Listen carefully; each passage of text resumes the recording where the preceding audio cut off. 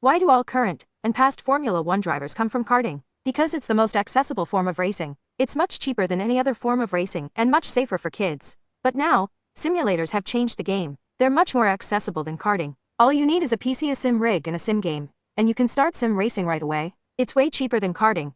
And once you're set up, you can race as much as you want. This means that many more kids can start racing in simulators at a very early age. Simulators have other advantages over go-karts too. First off, you can race on any track you want. Fancy racing at Spa? No problem. How about Suzuka? Go for it. Nürburgring? You got it? And that's not all. In a simulator, you can hop into any car you like, from GT3S and M's-5S to Le Mans prototypes, F4 and F3. Plus, you can race whenever you want, day or night, and compete with racers from all over the world, not just the people in your area. Theoretically, if you are good enough, you can race against top real-world and sim racers like Max Verstappen or James Baldwin. Think about this scenario. Imagine a kid and their parent dedicate their life to racing from early age, which is what all the Formula One drivers have done.